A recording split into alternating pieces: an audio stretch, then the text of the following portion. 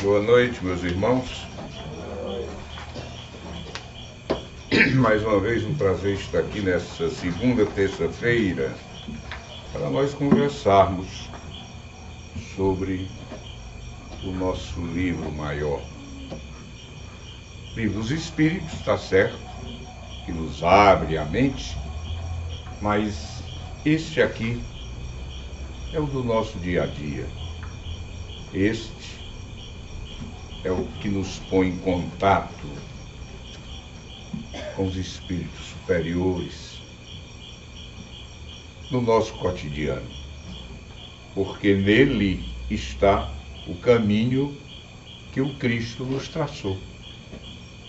E procurando pôr em prática o que tem no Evangelho segundo o Espiritismo, nós iremos muito bem na nossa caminhada em busca da felicidade plena, nosso crescer espiritual. Nosso estudo hoje é no capítulo 5º, Bem-aventurados os aflitos. Os bem-aventurados são os felizes e felizes os aflitos. Há uma certa discordância aí para a gente entender isso. Como? Quem tem aflição é feliz. Todos nós vivemos no mundo de aflição. Até naquilo que nós procuramos fazer, que nos dá determinado prazer, nós vivemos em aflição. Nós programamos uma coisa boa para a gente e ficamos naquela expectativa de que vai dar certo. É uma aflição. Então, a aflição, ela está no mundo em que habitamos, está no nosso dia a dia. Outras estão porque nós fabricamos-nas.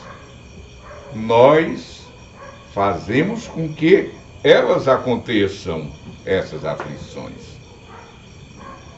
provocadas por nós mesmos. Aqui, nós vemos no primeiro capítulo desse livro essa justiça das aflições. Aquilo que nós plantamos, nós colhemos. Aquilo que nós fazemos tem uma consequência. E são essas consequências que vai nos trazer uma coisa saudável ou não. Todos nós passamos por vicissitudes nessa terra. Nós estamos aqui, é bom sempre relembrar, ou pagando débitos, ou nos submetendo a provas.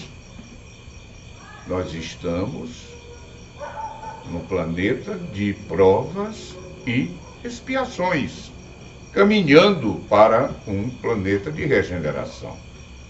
Isso ainda vai levar, para mim vai levar muito tempo ainda.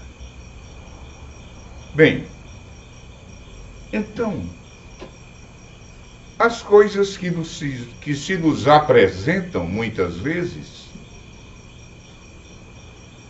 a gente mesmo às vezes não encontra o porquê. Por que isto comigo? O que foi que eu fiz? Eu tenho determinada doença? Fulano não tem. Eu vivo de uma maneira dificultosa? Fulano não vive? Por quê? Aonde se encontra a justiça de Deus? Aí nos pomos a blasfemar. A realidade é essa. E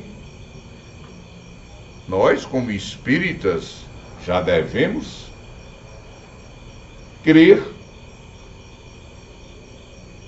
na vida futura e devemos ter conhecimento da vida passada. Se nós não somos devedores nessa vida, e temos momentos que somos, com certeza somos devedores de outra existência passada, que nós estamos aqui a pagar o débito. Isto se chama evolução espiritual. Para nós chegarmos à classe de espíritos puros, nós temos que passar por aqui. Não sei quantas vezes, sei que muitas vezes existe o esquecimento. Até nisso, o nosso Deus é sábio. Porque nós viveríamos em conflitos, vendo o nosso passado, vendo aqueles com quem cometemos nossos erros, vemos as atrocidades que cometemos. Até porque, em séculos passados, era muito mais comum se cometer atrocidades pela própria cultura da época, aonde o duelo, por exemplo, era uma coisa comum, aonde a vingança, aonde a materialidade era tamanha, eu diria proporcionalmente mais do que é hoje. Onde a força, a conquista de terras, é quem classificava o homem. O poder do homem não era moral. Mas a ciência veio melhorando e a moral do homem veio melhorando também. Embora que ainda deva muito desenvolver-se, mas nós já saímos da época da Idade da Pedra, aonde o homem procurava o seu alimento, era a coisa principal para ele. Ele vivia disso, mas foi aumentando o seu conhecimento, ele foi se agregando, foi procurando fazer suas moradias, e aí tá. Propriedades, por um lado bom, por outro lado ruim, aflorou mais o lado amoral das coisas. Mas isso faz parte do nosso crescer e do nosso aprendizado, para nós sabermos o que é errado, para combatermos aquilo. Pois bem, então hoje nós não devemos nos revoltarmos. Não devemos, eu chamo blasfemar, porque eu não tenho a situação que aquele outro tem. Eu vou tornar aquilo uma aflição para mim? Não. Eu já não fui um príncipe ou uma grande autoridade em algum país em vidas passadas, como também posso ter sido uma pessoa que maltratou os escravos, por exemplo.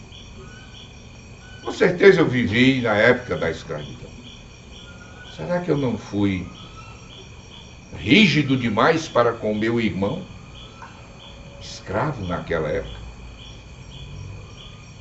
e antes não já tinha sofrido com as consequências.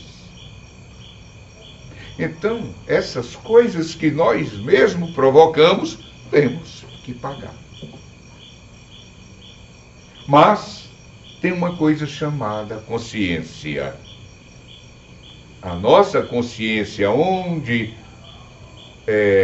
se escondem as leis divinas, se escondem não para não aparecer, mas elas estão em estado latente e que cada um de nós façam-na viva. Ou façam-nas vivas, no plural, que são as leis. Então, lá dentro, a gente, quando conserta uma trajetória que estava errada, sinuosa, na direção do certo, nós somos bem-aventurados. Daí que Cristo disse: bem-aventurados os aflitos, porque eles sofrem aquela aflição e eles conseguem retificar o seu curso de vida. Consegue entender o porquê das suas aflições e procura resignar-se, procura aceitar, procura agradecer por passar por aquela dor. Alguma moléstia, alguma situação econômica. Muitas pessoas pensam que a infelicidade é a falta de comida na mesa. Mas a infelicidade na realidade não é essa. A infelicidade real é aquela onde nós vemos os prazeres, as alegrias em abundância, o dinheiro a correr solto, e com isto vem os vícios, vem as falsas alegrias. Aí sim, nós estamos presenciando a infelicidade real. Porque esta que Jesus afirmou para nós: bem-aventurados aflitos, porque serão consolados, será na vida futura. E para isso nós, como espíritas, já não precisamos sermos lembrados de que a morte é um portal para a verdadeira vida que vem depois dela. Uma mudança de plano vibratório. Muito bem. E o que diremos então das perdas das nossas pessoas amadas, onde nós estamos aflitos, aflitivos pela perda delas? Nós temos um filho que reencarnou cedo. Nós pensamos, se não foi bom para ele ou para a própria família, aquele reencarne. Qual seria o futuro daquele garoto? Às vezes, Deus o chama antes. Porque ele, continuando a sua existência, naquele momento, ele poderá se desviar, ou iria se desviar para o mundo das drogas, dos vícios. Iria causar tristeza à sua família, a ele mesmo. Que futuro era esse? Um menino de um futuro brilhante, era muito novo pela frente. Por que não foi tirado uma pessoa velha? Ou uma pessoa ruim? Como é que Deus tira a vida dessa... E não tira do homem de bem e não tira do homem de mal. Um homem que tem maldade. Aquele homem de bem, quem sabe se ele não já completou o ciclo dele de evolução. E aquele outro precisa melhorar, precisa estar mais aqui para se submeter às provas, ou para pagar. Ainda tem débito. Então não é porque você tem um vizinho que é uma pessoa boa, de comunhão diária, como se diz, e tem no outro bloco um vizinho que é arruaceiro, que briga, que arranja confusão com todo mundo. Se os dois tiverem que morrer, prefiro que morra o outro. Não. O pensamento é outro. Aquele que deve ficar. Aquele que ainda está em débito deve ficar. O crescimento espiritual é esse. A gente tem sempre que pensar numa condição básica, que nós somos espíritos. Muito bem. E quanto às nossas aflições? Às vezes, nós procuramos, quando vemos uma pessoa de posse maior do que a nossa, bate a inveja. Porque eu não tenho um helicóptero para me deslocar ao meu consultório e fulano sai da casa dele, lá de cima tem um heliponto, ele sai, vai direto, não pega esse trânsito aqui. Ah, se eu tivesse, ah, se fosse eu, ah, se esse helicóptero fosse meu. E traz aquele sofrimento tolo, como se o material é que tivesse o valor para a vida eterna. Porque tem gente que tem esta vida como a vida. Acabou-se. O que vale é essa vida do momento, é a existência atual. Daqui nós nos acabamos, lá fora é zero, não é nada. Como estão enganados. Mas por quê? Se tivesse uma leitura da nossa doutrina, ele não pensaria assim. Muito bem. Então, nós temos dois tipos de felicidade. Porque na Terra tem felicidade também. A felicidade terrena, que não pode se comparar nunca, mas nunca, com a felicidade celestial. Porque atrás desta que nós vamos, da felicidade plena, aonde não haverá o ciúme, não haverá a inveja, não haverá o egoísmo, aonde nós estaremos leves, aonde a matéria quase não se faz presente. Esta é a felicidade real que nós almejamos, que nós procuramos. Mas não é neste plano. Não é aqui ainda. Por isso é que quando Cristo falou, bem-aventurados aflitos, não aqui neste plano. Aqui nós melhoramos, claro, dependendo só de nós. Sempre agradecendo as dores, as dificuldades, as vicissitudes da vida. Obrigado pela oportunidade de estar pagando. Isso é importante demais. Obrigado pela oportunidade de estarmos pagando. Mas você agradece porque sofre? Sim, agradeço. Uma morte, quando se está dormindo, em outras palavras, vai se dormir, não se acorda. Uma morte lenta,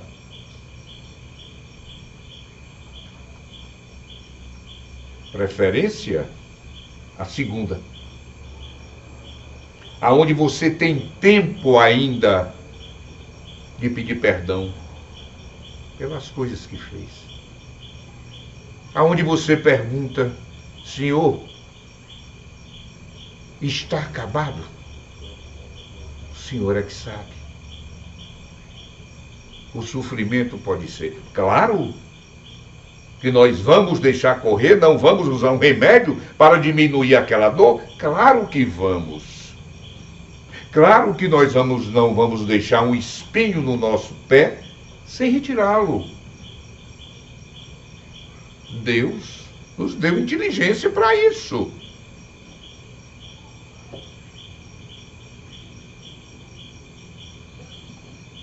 Situação 2. Nós vemos uma pessoa nossa, ou da família, ou um conhecido, ou não, sofrendo. Não, eu não vou ajudar, porque isso é prova que ele está passando. Eu vou sair, ou então eu vou aumentar o sofrimento dele para ele melhorar. Nós não temos a capacidade para isso. E nós não devemos fazer isso porque estamos contra a lei da caridade e do amor. Devemos sim ajudar aquele que está sofrendo. E como ganhamos pontos fazendo isso? Ai, então eu vou me matar, vou arriscar minha vida porque eu quero ganhar ponto. Não. Também não é assim. Agora, se você vê uma pessoa ao relento, com frio, morrendo de frio, você tira o seu cobertor e dá para ele, conta ponto. Conta ponto, sim. Você teve a intenção de ajudar o seu irmão, de praticar a caridade, aí conta ponto. Mas uma troca, aí eu vou lá porque eu vou contar ponto, que eu vou lá para cima, onde está vendo, não tem valor nenhum. Então nós devemos minorar, diminuir a dor daquele nosso irmão que está se submetendo a uma prova. Isto é obrigação nossa. Às vezes, nós sentimos, quando já estamos mais, como eu, acima dos 70 anos, claro, a gente não vai se sentir engateando de fralda, se é a realidade. Muitas vezes bate a melancolia, uma tristeza que se pergunta por quê? Por que esta melancolia apareceu assim, de repente? Nós temos um espírito aprisionado num corpo. E esse espírito, muitas vezes, ou melhor, sempre, ele quer se libertar. E quando chega o momento já previamente planejado, a época, não o momento em si, mas a época, quando está perto da sua libertação, do desencarne, pode bater uma melancolia. Mas aí, da maneira que nós temos um anjo de guarda que está sempre conosco, nós temos também um anjo responsável pelo nosso desencarne, que ele vai fazer com que a coisa se torne mais suave. Claro, dependendo também do comportamento prévio, antigo nosso. De nós termos essa consciência de que a morte não existe. de que do outro lado, os nossos familiares estavam ali para nos receber. Os nossos amigos, espíritos com quem nós tivemos afinidade nesta e noutras vidas. Vamos ao reencontro. Vamos ter certeza disso. Porque ajuda esse nosso anjo que nos dá a mão no momento do desencarne. Então, esta melancolia, muitas vezes, ela vem daí. Outros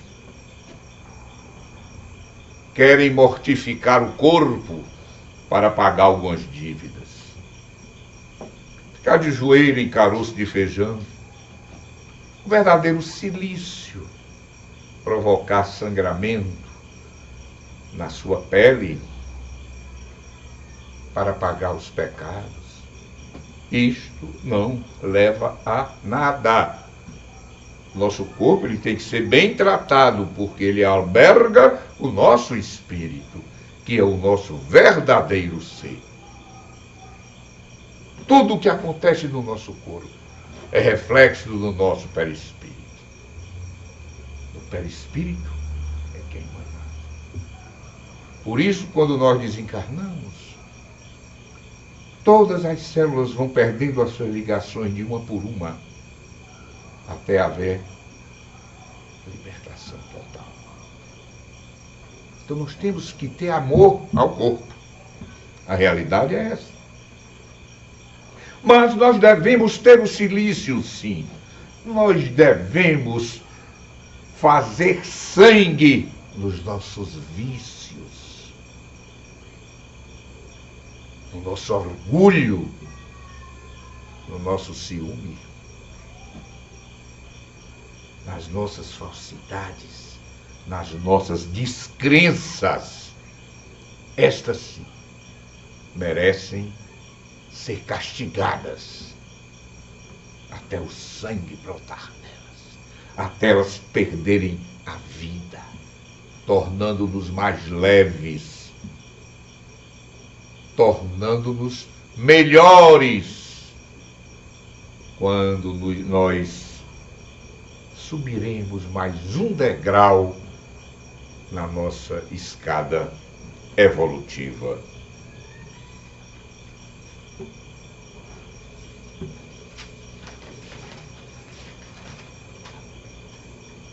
Eu fiz aqui uma trova que diz mais ou menos, fala que é sobre o assunto, que diz assim: não nos queixemos aos gritos,